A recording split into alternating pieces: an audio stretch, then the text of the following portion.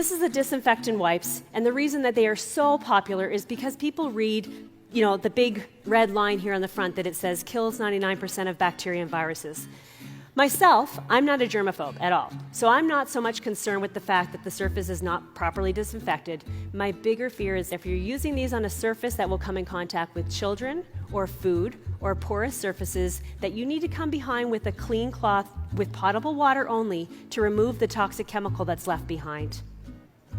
So my favorite example of this is to think about a teacher in a classroom. So that teacher has a bunch of sniffling and coughing kids, and they all head out to recess, and he or she is going to grab these wipes and start going from desk to desk to desk, quickly disinfecting the surfaces.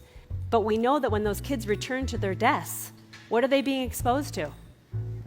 What do they do at their desks? They're eating food off their desks. They're resting their heads on their desks, their arms on their desks.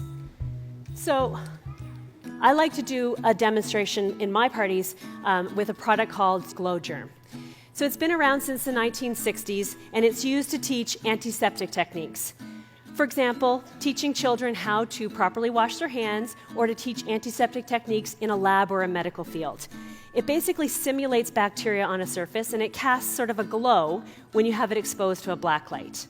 The reason I love this demonstration is because it's such a good visual indicator for you.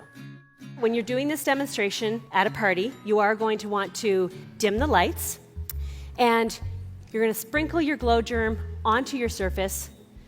I find that just using a simple whiteboard, it's very light and easy to carry. That is what I use in my parties. And then I'm going to pull out one of my disinfectant wipes. And I usually find a guest in the party to be involved with this, and she's going to be the one holding the black light for me. So then I start cleaning the surface, reminding the guests, of course, that I'm only cleaning this for about 10 seconds. And if I was going to properly disinfect the surface, it would take me 4 to 10 minutes.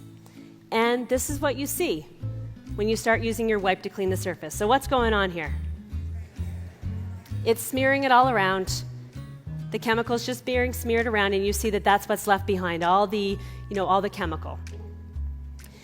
Then I'm going to grab my Envirocloth, and this is the difference. I have it folded in 4s, and you see that going over the same surface, it's actually mechanically removing it. The surface is being left free from the bacteria. But here's the interesting part. When I grab that dirty wipe and I go back to the same board, what just happened? I put it back on there. So think about that classroom again. The teacher went from desk to desk to desk. So what has she actually done? She's moved the bacteria, the germ that was on one desk, and actually spreading it around. And the difference is when we go with our Envirocloth, we don't have that same cross-contamination. So in the party, I will repeat this 3 or 4 times at least, showing that it goes back on with the wipe, and then the Envirocloth will keep removing it. It's impactful, right? So I really love that as a visual. It's easy for people to remember. And again, using that classroom example is something that everybody can really relate to.